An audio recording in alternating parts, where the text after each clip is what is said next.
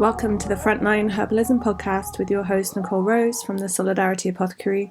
This is your place for all things plants and liberation. Let's get started.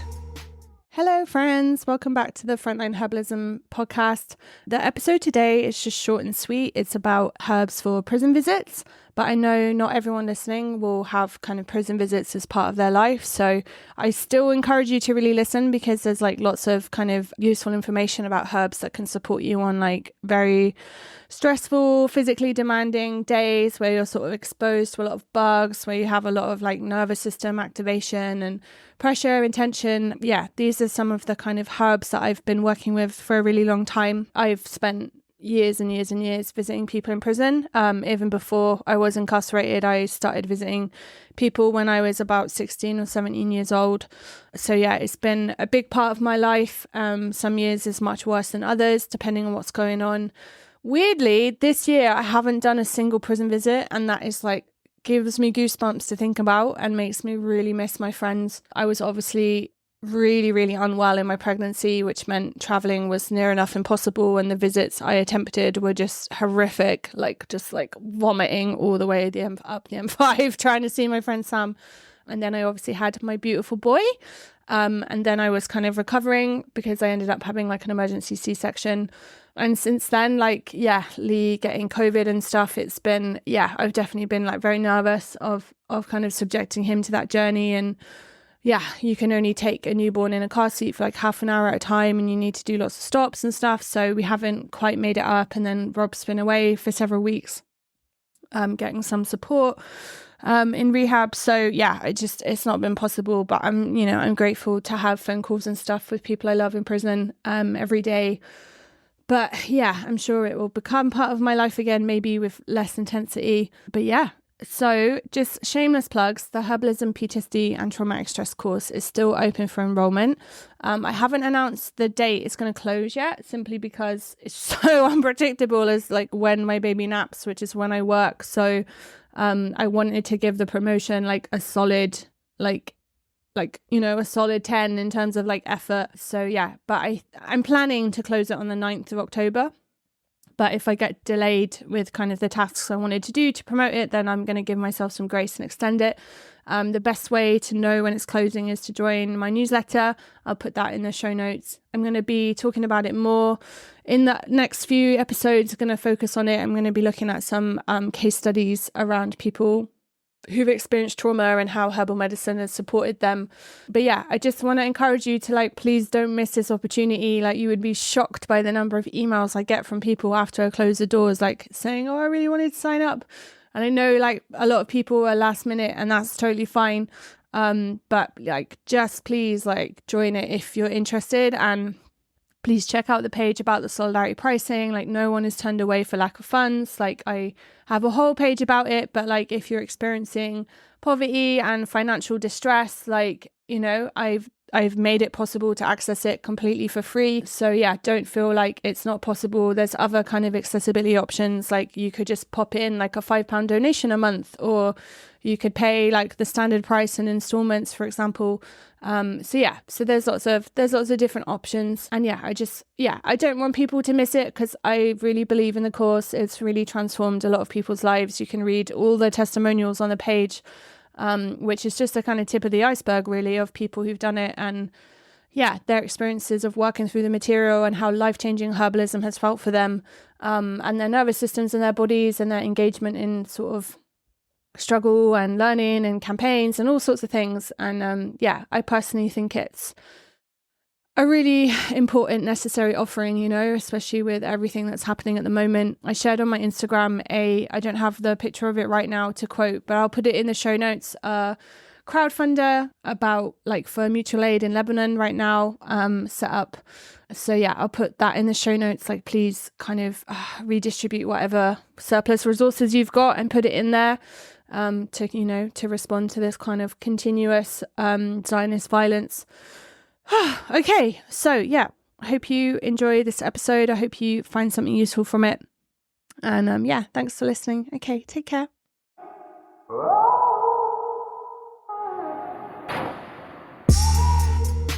Okay, herbs for prison visits. Visiting loved ones in prison has been a heart-wrenching activity since the dawn of prisons, I'm sure. Seeing your loved one confined, surveilled by officers, distressed and unable to leave with you at the end of the visit is enough to break anyone's heart.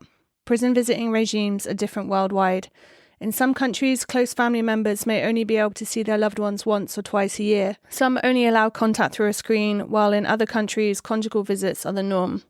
People may be imprisoned far away from their loved ones, often intentionally by the state. For example, Basque prisoners are commonly placed in prisons in the furthest south of Spain so that their families must endure arduous journeys to visit as part of a broader state repression against movements for regional autonomy. In the United States, families may literally have to fly across time zones for an annual visit because of where their loved one has been forced to locate. It's also worth saying that the majority of prisoners simply don't have anyone to visit them. Their close relationships may be fractured, or they simply are alone without many loved ones in the world.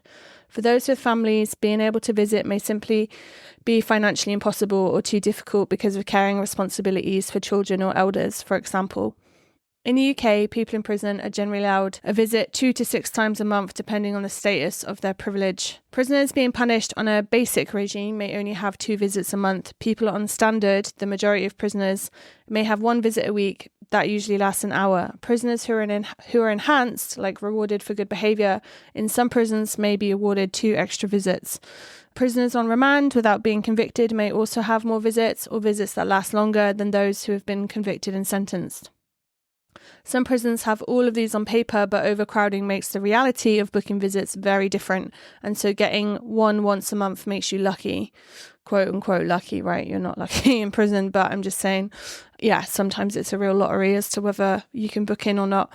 Since I left prison at the very end of 2010, prison visits have been a near weekly experience. Some months I made multiple visits a week, depending on who was inside and what they were going through. They have been experiences that have radically shaped my nervous system, health and finances, having a degenerative impact on all of them. In hindsight, I can see after burnout and a nervous breakdown that reducing the number of visits I did would have been beneficial for my body and PTSD. But I was so trauma-driven to be there for my friends in distress that it was a bit too late by the time I acknowledged the toll they were taking on me. I honestly think I managed for so long, probably because of age and able-bodiedness at first, and absolute abuse of herbalism to keep me going when I should have been resting. Herbs are so incredible at supporting our immune system and energy levels that we can sometimes overdo it when what we actually need is quality rest, sleep, and parasympathetic time. In this article, I wanted to share advice on how to support yourself during a prison visit to reduce harm and impact so that you can stay strong for your loved one and keep going. The prison visit day cycle. The cycle of what the body goes through for a visit is going to be completely different depending on your relationship to that person and the emotional stakes of the visit. Your general temperament, like, kind of how anxious you feel normally, the travel involved, and if you have support, accompaniment, someone with you. For me, prison visits have another layer somehow because I've been in prison myself, so there is a PTSD element. I'm viscerally reminded of my own incarceration through seeing officers, keys and locked doors, searches, smells. Likewise, friends I've supported through prison have often been super distressed, whether that's feeling actively suicidal or coping with cancer. So the stakes of the visits have always felt very high, contributing to a lot of anxiety about getting there on time, not missing it, and making the experience very emotionally challenging. I like to think of the prison visit cycle in 3 stages. Pre-visit anxiety, the visit and post-visit feelings. Okay, so pre-visit anxiety, this is like all the build-up. For example, having to get up early to travel or not sleeping well the night before due to anxiety. It may be the adrenaline of driving or traveling or catching connections on trains and buses and the constant anxiety of clock watching. Pre-visit anxiety involves all the emotional turbulence of what to expect. The visit. Often actually getting into the visit comes with massive relief. The waiting is over and you can finally, quote unquote, relax and focus on being with the person you care about. However, the visit comes with its own challenges. For example, being searched or the reality of your loved one crying or being distressed. Surveillance from officers, not forgetting the heartbreaking goodbye. Post-visit feelings, the come down. Finally breathing out after lots of time pressure and emotional stress. Sometimes you may feel calm and relaxed and even loved up and strengthened. I've often had that post-visit buzz if I've seen someone I've super missed and we've had a lush visit. Other times it could be a super difficult journey home, processing all the feelings and finally expressing the grief that comes with constantly leaving people we love in those hellholes. In terms of the body, we may feel exhausted or wired and tired. So what support can help this whirlwind of a day?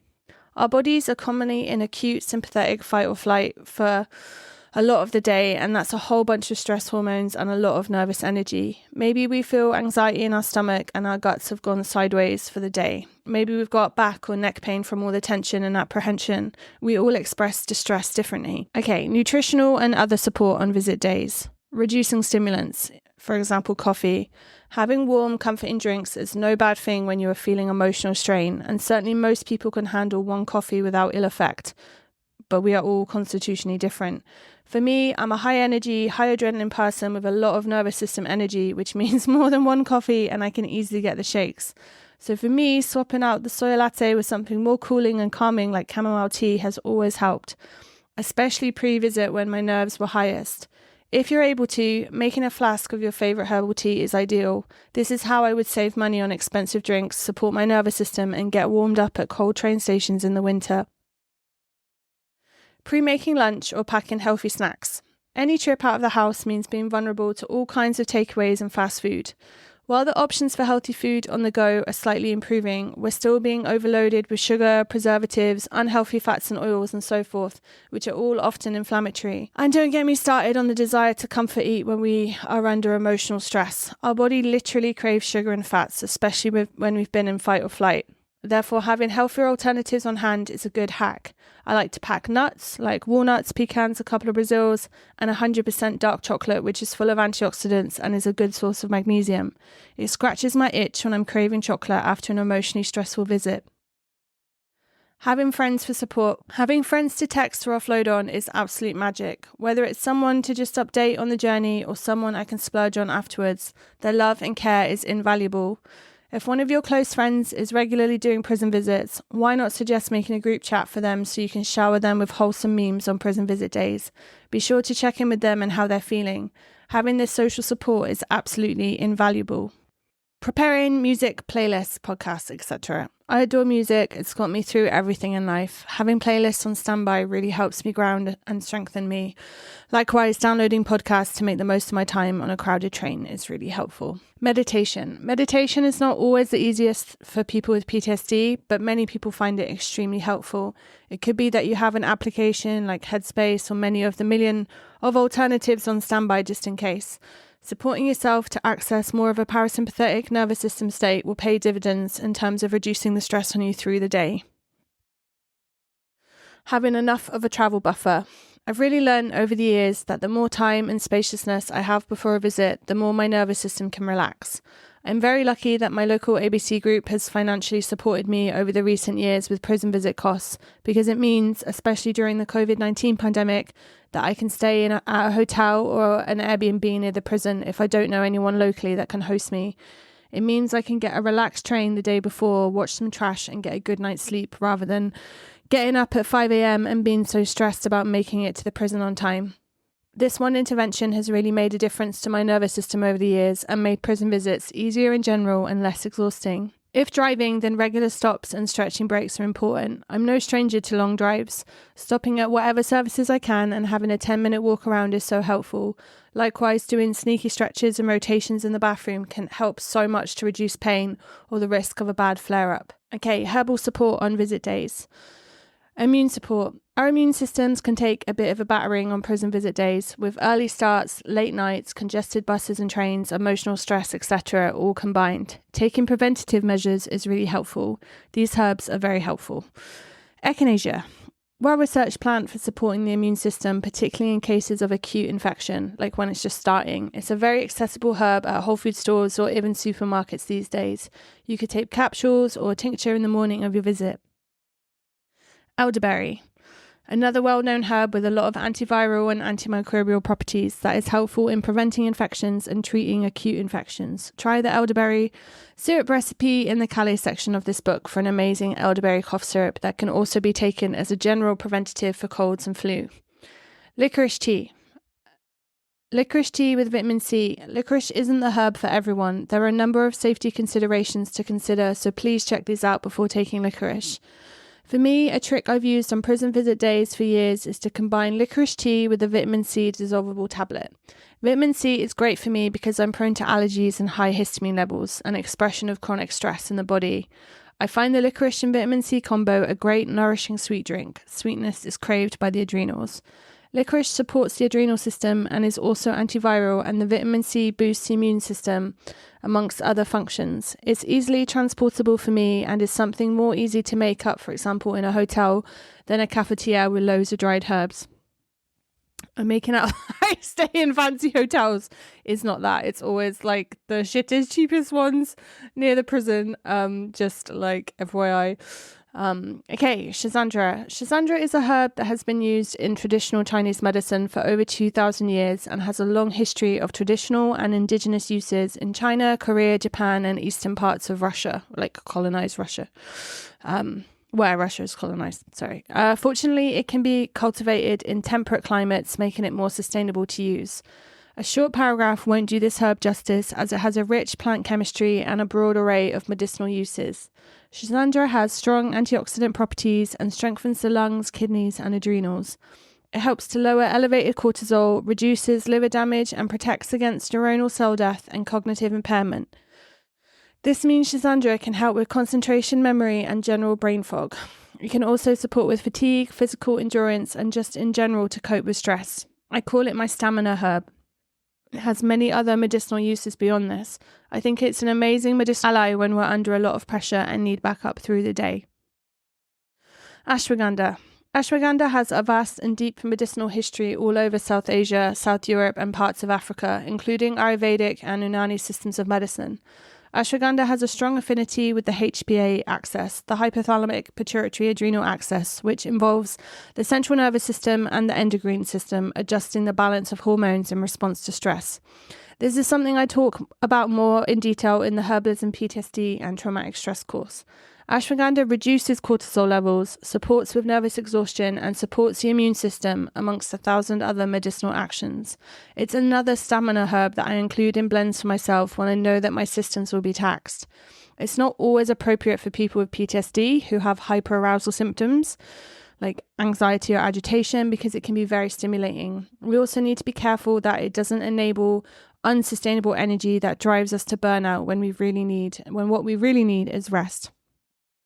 However, for people enduring chronic stress beyond their control to change, such as prison, who are nervously exhausted and depleted, I think it's a powerful ally, especially in a mixed blend with other more calming herbs.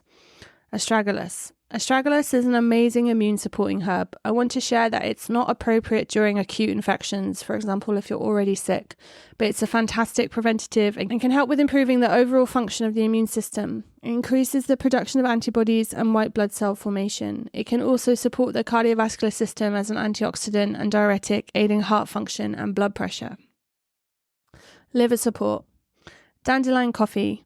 Dandelion is a supreme ally for liver health. Herbalist Cami McBride describes dandelion's actions on the liver really clearly. It stimulates the flow of bile, which breaks down cholesterol and fat. Dandelion nurtures the liver in its assimilation and storage of vitamins, minerals, and sugars. It improves blood filtration to remove old cells and harmful bacteria and helps maintain a healthy hormone balance. Liver health also plays an important role in regulating blood sugar and excreting accumulated waste. We are endowed with a liver that performs 1,000 functions.